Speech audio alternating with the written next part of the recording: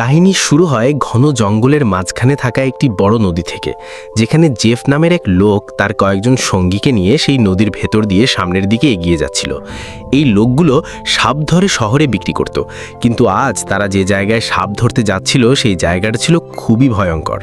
এখানে বোটের ক্যাপ্টেনও জেফকে বলে যে তোমরা যে জায়গায় যাচ্ছ সেখানে অভিশাপ রয়েছে এবং জায়গাটা বিষাক্ত সাপে ভরা। আর আমি শুনেছি সেখানে ক্রিমসন নামের একটি বিশাল অ্যানাকন্ডা থাকে, যে কেউ সে জায়গায় যায় সেই অ্যানাকন্ডা তাকে মেরে ফেলে। কিন্তু জেফ হাসতে হাসতে বোটের ক্যাপ্টেনকে বলে, তুমি শুধু আমাকে সেখানে পৌঁছে দাও, সেখানে তোমার টাকা পেয়ে যাবে এবং তুমি তোমার বোট নিয়ে ফিরে আসবে।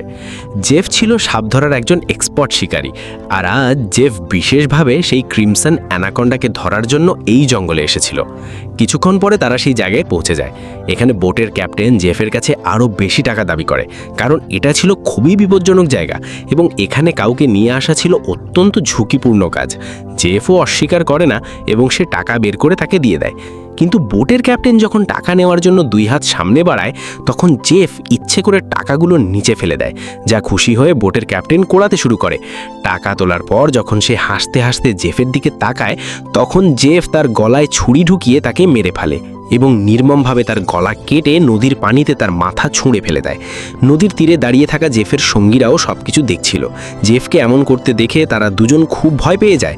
এরপর জেফ দুই সঙ্গীর কাছে এসে বলে, যদি তোমরাও আমাকে ধোঁকা দেওয়ার চেষ্টা করো তাহলে তোমাদেরও একই অবস্থা হবে। এরপর তারা তিনজন জঙ্গলের ভেতর এগিয়ে একটি জায়গায় পৌঁছে যায়, যেখানে তারা সাপের একটি বিশাল মূর্তি দেখতে পায়। এটা দেখে জেফ বলে, তাহলে শেষ পর্যন্ত ক্রিমসন অ্যানাকন্ডার গল্প সত্যিই ছিল। অন্যদিকে জেফের সঙ্গীরা অনেক সাপ খুঁজে পায়, যেগুলো দেখে তারাও খুব খুশি হয়ে যায়। এরপর তারা দ্রুত সব সাপ ধরে ব্যাগে ভরতে শুরু করে। অন্যদিকে জেফ এই ছোট সাপগুলোর দিকে মন দেয় না, সে এই জঙ্গলের সবচেয়ে বড় সাপ, যার নাম ক্রিমসন অ্যানাকন্ডা, তাকে খুঁজতে শুরু করে। এদিকে দুই সঙ্গী যে সাপগুলো কাপড়ের ব্যাগে ভরেছিল সেগুলো নিয়ে একজন সঙ্গী একাই বোটের দিকে ফিরে আসে। সে দেখে জেফ যে লোকটার গলা কেটে পানিতে ফেলে দিয়েছিল তার মাথাবিহীন লাশ কিছু দূরে পানির মধ্যে দাঁড়িয়ে আছে। এটা দেখে সে নিজের চোখকেও বিশ্বাস করতে পারে না। ঠিক তখনই লাশটা হঠাৎ পানির নিচে ডুবে যায় এবং সাঁতরে একটি বিশাল জিনিস খুব দ্রুত তার দিকে এগিয়ে আসতে থাকে। লোকটা ভয়ে দ্রুত জঙ্গলের দিকে দৌড়াতে শুরু করে, কিন্তু তখনই বিদ্যুতের গতিতে একটি বিশাল অ্যানাকন্ডা তাকে জড়িয়ে ফেলে। সেই অ্যানাকন্ডা লোকটার শরীরে পেঁচিয়ে তার হাড় ভেঙে দেয় এবং তার বিশাল মুখ খুলে তাকে খেতে শুরু করে। অন্যদিকে আমরা সেই লোকটার আরেক সঙ্গীকে দেখি, যে সাপে ভরা একটি ব্যাগ নিয়ে জঙ্গলের ভেতর সামনেই গিয়ে যাচ্ছিল। হঠাৎ সে একটি জায়গায় থেমে এমন কিছু দেখে ফেলে যাতে সে খুব ভয় পেয়ে যায়। আসলে সে সেই বিশাল অ্যানাকন্ডার শরীর হামাগুড়ি দিয়ে যেতে দেখেছিল। অ্যানাকন্ডাটা যখন একটি গাছে উঠছিল তখন তার পেট দেখে পরিষ্কার বোঝা যাচ্ছিল যে সে কোনো মানুষকে জীবন্ত গিলে ফেলেছে। এখন সেই লোকটা নিজের প্রাণ বাঁচিয়ে পালাতে যাওয়ার আগেই অ্যানাকন্ডাটা তার সঙ্গীর লাশ উগড়ে দেয়। এরপর সেই সাপ লোকটাকেও ধরে ফেলে। সাপটা লোকটাকে শক্ত করে পেঁচিয়ে চেপে ধরে এবং গাছের সাথে জড়িয়ে তাকে খেতে শুরু করে। এসব কিছু দূর থেকে জেফও দেখছিল, আর এটা দেখে জেফও তার সঙ্গীকে বাঁচানোর বদলে খুশি হচ্ছিল, কারণ জেফও এটাই চাইছিল যে কেউ যেন সেই সাপের টোপ হয়ে যায়। আর টোপ খাওয়ার সময় সাপের মনোযোগ অন্যদিকে চলে গেলে জেফ সাপটাকে অজ্ঞান করে মেরে ফেলবে।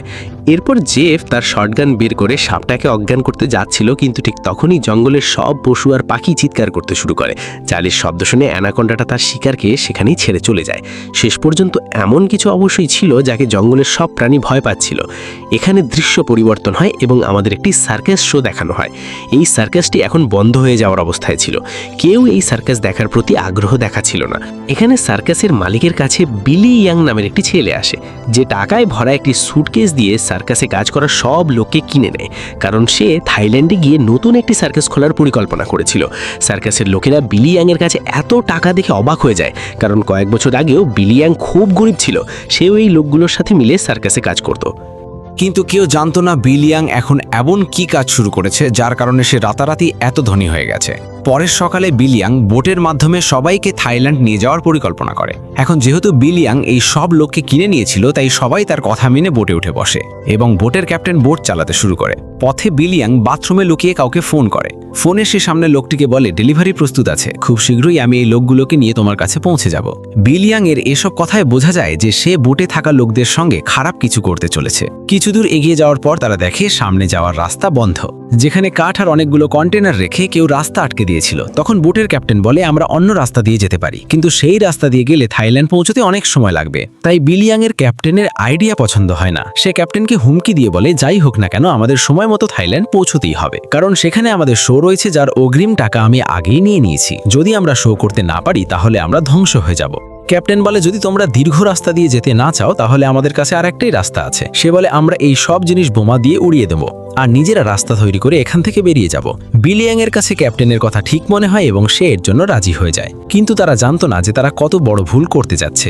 এরপর তারা কন্টেনারগুলোর পাশে বোমা রেখে সেগুলোকে রিমোট দিয়ে উড়িয়ে দেয়। এতে তাদের রাস্তা পরিষ্কার হয়ে যায়, কিন্তু বিস্ফোরণের কারণে অসংখ্য সাপ তাদের বোটের উপর পড়তে থাকে, কারণ সেই সব কন্টেনার সাপে ভরা ছিল। ভয়ে সবাই এদিক ওদিক দৌড়াতে শুরু করে। এখন পুরো বোট সাপে ভরে গিয়েছিল আর এই সাপগুলো বোটে থাকা লোকদের কামড়াতে শুরু করে। এখানে লেনি নামের একটি মেয়ে বুদ্ধিমত্তার সঙ্গে কাজ করে। পাইপের সাহায্যে জোরে পানি ছেড়ে দেয় এবং তার আশেপাশে থাকা সব সাপকে বোট থেকে নিচে পানিতে ফেলে দেয়। বিলিয়াং ভয়ে বোটের বাথরুমে লুকিয়ে পড়ে, কিন্তু ঠিক তখনই হঠাৎ বাথরুমের ছাদ ভেঙে যায় এবং অনেক সাপ বিলিয়াংয়ের ওপর পড়ে যায়। তাদের থেকে বাঁচার জন্য সে নদীতে লাফ দেয় এবং সাঁতরে তীরে পৌঁছে যায়, কিন্তু সেখানে গিয়েও একটি কিং কোবরা তার সামনে চলে আসে। এখন সেই কিং কোবরা বিলিকে কামড়ানোর আগেই একজন লোক সাপটার উপর পা দিয়ে সেটাকে পিষে ফেলে এবং বিলি ইয়াংয়ের জীবন বাঁচিয়ে দেয়। এই মানুষটি আর কেউ নয় বরং জেফ ছিল। এখন জেফ বিলির জীবন বাঁচিয়েছিল, তাই বিলি তাকে নিজের বোটে নিয়ে আসে। এখানে জেফ সবাইকে মিথ্যা বলে যে আমি একজন ওয়াইল্ড এক্সপ্লোরার এবং একটি দুর্ঘটনার কারণে এই জঙ্গলে আটকে গেছি। ঠিক তখন সার্কাসের এক লোক যার নাম জিয়াও, তার কানে প্রচন্ড ব্যথা শুরু হয়। ব্যথা এত বেশি ছিল যে সে নিচে পড়ে যায়। জেফ যখন তার কান ভালো করে দেখে তখন সে বুঝতে পারে কেন জিয়াওয়ের কানে ব্যথা হচ্ছে। এরপর জেফ নিজের আঙুলে একটি কাঁটা লাগিয়ে সেটাকে জিয়াওয়ের কানের কাছে নিয়ে যায়। ঠিক তখনই জিয়াওয়ের কান থেকে একটি পাতলা বিষাক্ত সাপ বের হয়ে জেফের আঙুলে কামড় দেয়, কিন্তু সাপের কামড়ের পরেও জেফের কিছুই হয় না এবং সে সেই পাতলা সাপটাকে পানিতে ছুঁড়ে ফেলে দেয়। এটা দেখে লেনি খুব অবাক হয়ে যায় এবং ভাবতে থাকে শেষ পর্যন্ত সাপের কামড়ের পরেও জেফের ওপর বিষের প্রভাব কেন পড়ল না। লেনিও সাপ সম্পর্কে অনেক কিছু জানতো। সে জানতো যে সাপের বিষের বিরুদ্ধে ইমিউন হতে হলে মানুষের শরীরে অনেক সাপের বিষ প্রবেশ করাতে হয়, তবেই সেই মানুষের ওপর সাপের বিষ কাজ করে না।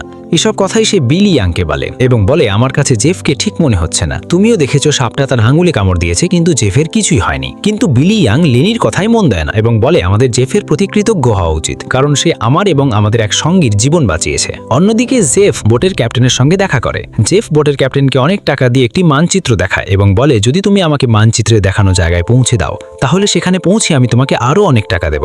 ক্যাপ্টেন সেই জায়গার নাম শুনেই বন্দুক তুলে জেফের দিকে তাক করে। সে বলে আবার যদি তুমি সেখানে যাওয়ার কথা বলো তাহলে আমি তোমাকে গুলি করে মারবো। আসলে ক্যাপ্টেনও সেই জায়গা সম্পর্কে জানতো যেখানে ক্রিমসন নামের একটি অত্যন্ত ভয়ঙ্কর অ্যানাকন্ডা থাকে।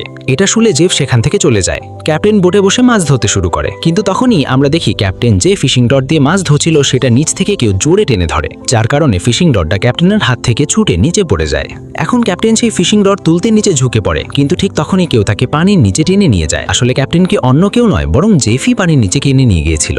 ক্যাপ্টেনকে মারার পর জেফ তার লাশকে জঙ্গলে থাকা অ্যানাকন্ডাকে ডাকার জন্য টোপ হিসাবে ব্যবহার করে। কিছুক্ষণ পরে সবাই ক্যাপ্টেনকে খুঁজতে শুরু করে, কিন্তু বোটের ক্যাপ্টেনকে তারা কোথাও খুঁজে পায় না। লেনির জেফের উপর সন্দেহ হতে শুরু করে যে জেফই হয়তো তাকে মেরে ফেলেছে। সে জেফকে জিজ্ঞাসা করে ক্যাপ্টেন কোথায়, কিন্তু জেফ বলে ক্যাপ্টেন সম্পর্কে আমি কিছুই জানি না, এটা জঙ্গল, এখানে মানুষের হারিয়ে যাওয়া খুব সাধারণ ব্যাপার। ঠিক তখনই পুরো জঙ্গলে একটি অদ্ভুত শব্দ ছড়িয়ে পড়ে। জঙ্গলের সব পাখি আর প্রাণী চিৎকার করতে করতে পালাতে শুরু করে। ঠিক তখনই হঠাৎ তারা সবাই পানির ভেতর কিছু অদ্ভুত নড়াচড়া শব্দ শুনতে পায়। সে বলে এই শব্দটা কিসের? তখন জেফ খুশি হয়ে বলে বড় কিছু আসতে চলেছে। জেফের খুশি দেখে পরিষ্কার বোঝা যাচ্ছিল যে সে যেন এই আসন্ন বিপদের অপেক্ষাই করছিল। ঠিক তখনই আমরা দেখি নদীর গভীরে একটি বিশাল অ্যানাকন্ডা জেফের পাতা ফাঁদের দিকে এগিয়ে আসছে। জেফের পাতা ফিশিং রড জোরে নিচের দিকে টানতে শুরু করে। এখন জেফ অ্যানাকন্ডাকে ধরার জন্য ফিশিং রড ধরে রাখার চেষ্টা করে, কিন্তু অ্যানাকন্ডা কি এত সহজে জেফের ফাঁদে ধরা দেওয়ার ছিল? ঠিক তখনই সেই অ্যানাকন্ডা তাদের সামনে চলে আসে। এই অ্যানাকন্ডা আকারে ছিল অনেক বড় এবং অত্যন্ত ভয়ঙ্কর, যাকে দেখে সবার নিঃশ্বাস বন্ধ হয়ে আসে। জেফ যে ফিশিং রডের দড়ি ধরেছিল, অ্যানাকন্ডা সেই দড়ি জোরে টেনে ধরে, যার ফলে জেফ নিচে পানিতে পড়ে যায়। অ্যানাকন্ডা জেফকে পানির মধ্যে এদিক ওদিক আছাড় মারতে থাকে, কিন্তু জেফ এত সহজে হার মানার লোক ছিল না। সে নিজেকে বাঁচানোর জন্য সাঁতরে সেই নদীতে থাকা একটি ছোট বোটে উঠে যায় এবং অ্যানাকন্ডাকে ধরার জালের দড়ি সেই বোটের সঙ্গে বেঁধে যায়। এখন সে বোটের ওপর দাঁড়িয়ে একটি ধারালো অস্ত্র দিয়ে অ্যানাকন্ডার ওপর আঘাত করে, কিন্তু সেই আঘাতে অ্যানাকন্ডার তেমন কোনো ক্ষতি হয় না। অ্যানাকন্ডা জেফকে ধরে ফেলে। সেই অ্যানাকন্ডা জেফ এবং সেই বোটকে পেঁচিয়ে নিচে পানিতে ডুবিয়ে দেয়। দূরে দাঁড়িয়ে থাকা লোকগুলো সবকিছু দেখছিল এবং তারা মনে করে জেফ মারা গেছে। কিন্তু পরের মুহূর্তেই জেফ সাঁতরে পেছন দিক থেকে আবার বোটে ফিরে আসে। এটা দেখে সবাই অবাক হয়ে যায়। এখন জেফ আবার পানিতে অ্যানাকন্ডাকে খুঁজতে শুরু করে, কিন্তু সে জানতো না যে অ্যানাকন্ডা এখন আর পানিতে নেই, বরং তার পেছনে বোটের ছাদের ওপর রয়েছে। অ্যানাকন্ডা নিজের মুখ থেকে ক্যাপ্টেনের লাশ উগড়ে দেয়। এটা দেখে বোটে থাকা সবাই খুব ভয় পেয়ে যায়। তারা অ্যানাকন্ডা হাত থেকে বাঁচার জন্য এইদিক ওদিক দৌড়াতে শুরু করে। অ্যানাকন্ডা ঘরের মধ্যে আটকে থাকা সার্কাসের 2 সঙ্গীকে মারতে যাচ্ছিল। ঠিক তখনই পেছন থেকে জেফ হাতের ধারালো অস্ত্র নিয়ে অ্যানাকন্ডার ওপর আক্রমণ করে, যার ফলে অ্যানাকন্ডা আরও বেশি রেগে যায় এবং এখন অ্যানাকন্ডা জেফের দিকে এগিয়ে আসতে থাকে। কিন্তু জেফ অ্যানাকন্ডার হাত থেকে নিজেকে বাঁচিয়ে লুকিয়ে পড়ে। তবুও অ্যানাকন্ডা জেফের পিছু ছাড়ে না। সে জেফকে খুঁজতে বোটের ভেতরে ঢুকে পড়ে, যেখানে সার্কাসের বাকি লোকেরাও লুকিয়ে ছিল। ভাগ্যক্রমে অ্যানাকন্ডা বিলি আর ডায়ানাকে দেখতে পায় না। সে তাদের ওপর দিয়ে হামাগুড়ি দিয়ে জানলা দিয়ে বোটের বাইরে চলে যায়। সবাই বোটের বিভিন্ন কোণায় লুকিয়েছিল। অ্যানাকন্ডা তাদের খুঁজতে খুঁজতে যখন বাথরুমের দিকে যায়, তখন সে একটি বাচ্চা আর জিয়াওকে দেখতে পায়। অ্যানাকন্ডা সঙ্গে সঙ্গে তাদের উপর আক্রমণ করে, কিন্তু তারা নিজেদের বাঁচিয়ে সেখান থেকে বেরিয়ে যায়। এখন সেখানে লেনিও পৌঁছে যায়। অ্যানাকন্ডা যখন লেনির উপর আক্রমণ করতে যায়, তখন জিয়াও বুদ্ধি করে অ্যানাকন্ডার মাথার সামনে একটি মাটির পাত্র এনে ধরে, যার ফলে অ্যানাকন্ডার মাথা সেই পাত্রের ভেতরে আটকে যায়। পাত্র থেকে নিজের মাথা বের করার জন্য অ্যানাকন্ডা ছটফট করতে শুরু করে এবং এই ধাক্কাধাক্কির মধ্যে সেখানে রাখা কেরোসিন তেলের গ্যালন পড়ে যায়। অ্যানাকন্ডা নিজের মাথা থেকে পাত্র বের করার জন্য পুরোপুরি নিয়ন্ত্রণ হারিয়ে ফেলে। সে এদিক ওদিক নিজের শরীর আঘাত করতে থাকে এবং শেষ পর্যন্ত নিজের মাথা বোটের সঙ্গে আঘাত করে পাত্রটি ভেঙে ফেলে, যার ফলে তার মাথা মুক্ত হয়ে যায়। কিন্তু মুক্ত হওয়ার সঙ্গে সঙ্গেই পেছন থেকে জেফ অ্যানাকন্ডার গলায় দড়ির ফাঁস লাগিয়ে দেয়। জেফ সেই অ্যানাকন্ডাকে ধরার আগেই নিচে কেরোসিন তেল পড়ে থাকার কারণে বোটে আগুন লেগে যায় এবং আগুন ধীরে ধীরে বোটে রাখা বোমার কাছে পৌঁছে যায়, যার ফলে বোটে বিস্ফোরণ হতে শুরু করে। ঠিক তখনই বোটে একটি বিশাল বিস্ফোরণ ঘটে। এখন বোটে থাকা সবাই নিজেদের বাঁচানোর জন্য পানিতে ঝাঁপ দেয়, কিন্তু জেফ অ্যানাকন্ডার গলায় দড়ি বেঁধে রেখেছিল, যার কারণে সে পালাতে পারে না এবং আগুনে পুড়ে মারা যায়। তারা কোনো মতে সাঁতরে নদীর তীরে পৌঁছে যায়। জাহাজটিকে জ্বলতে দেখে বিলিয়াং কাঁদতে শুরু করে। সে এই কারণে কাঁদছিল যে তারা এখন সময় মতো থাইল্যান্ড পৌঁছাতে পারবে না। সার্কাসের বাকি লোকেরা খুব ভয় পেয়ে গিয়েছিল, কারণ তারা সবাই জঙ্গলের একেবারে মাঝখানে ছিল এবং এখন তাদের কাছে ফিরে যাওয়ার জন্য কোনো বোটও ছিল না।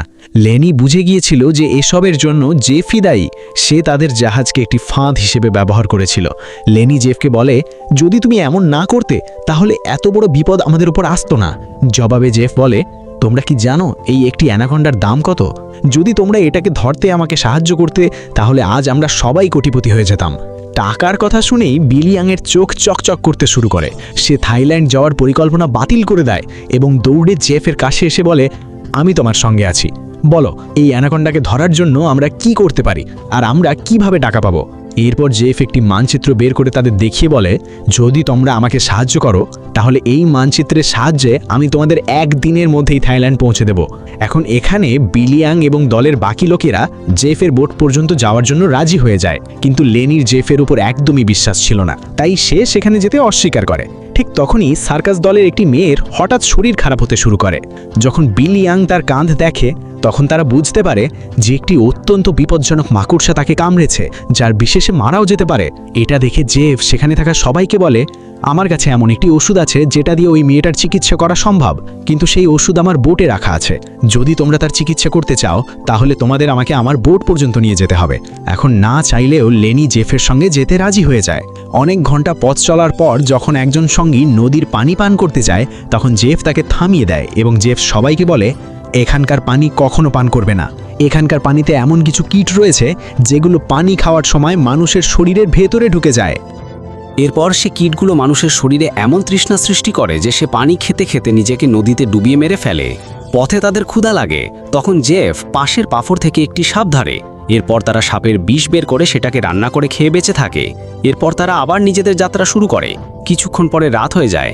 রাতে তারা পাহাড়ের একটি গুহায় থামে, যেখানে তারা আগুন জ্বালায়, আর জেফ একপাশে বসে নিজের মানচিত্রে আঁকা অ্যানাকন্ডার দিকে তাকিয়েছিল।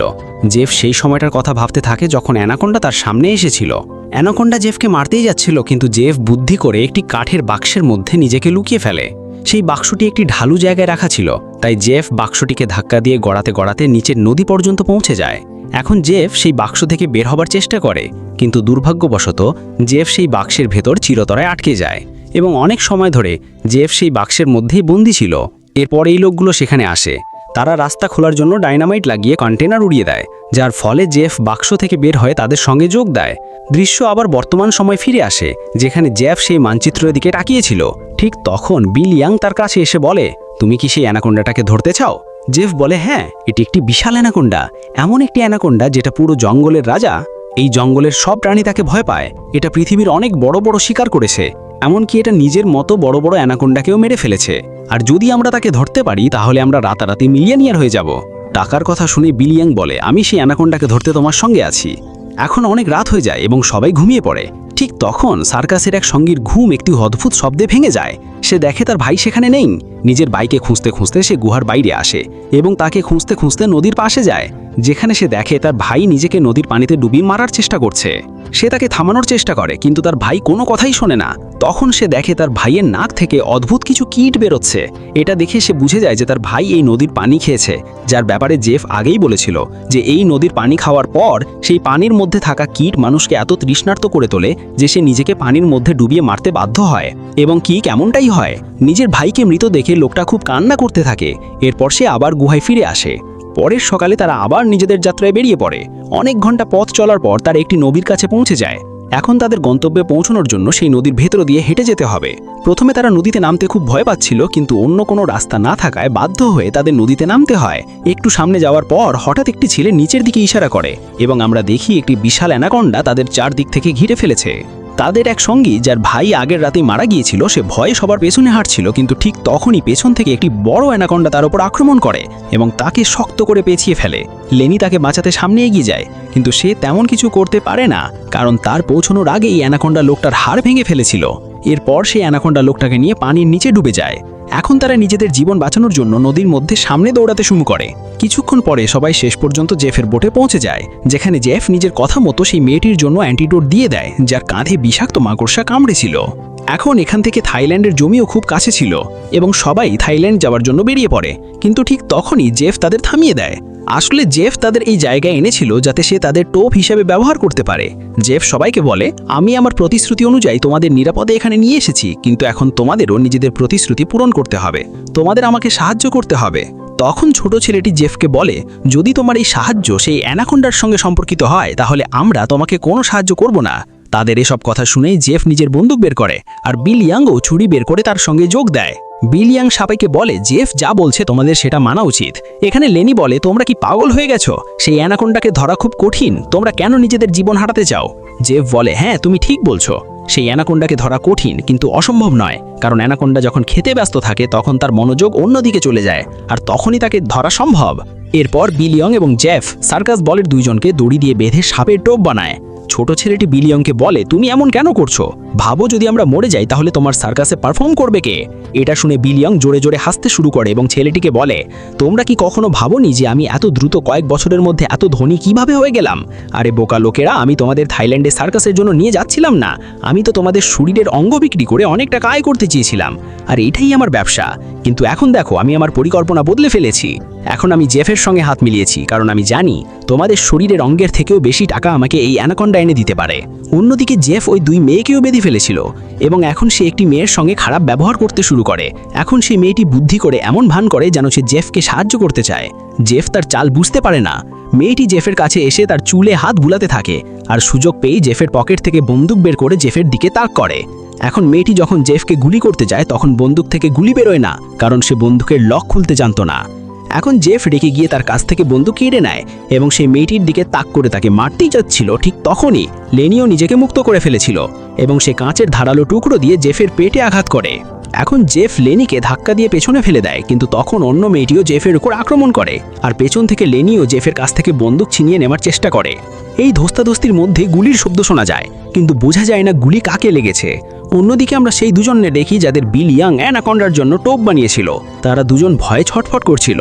কিছুক্ষণ পরে একটি বিশাল অ্যানাকোন্ডা তাদের খাওয়ার জন্য ধীরে ধীরে তাদের দিকে এগিয়ে আসতে থাকে, আর দূরে দাঁড়িয়ে বিল ইয়াং মজা নিয়ে পুরো দৃশ্য দেখছিল।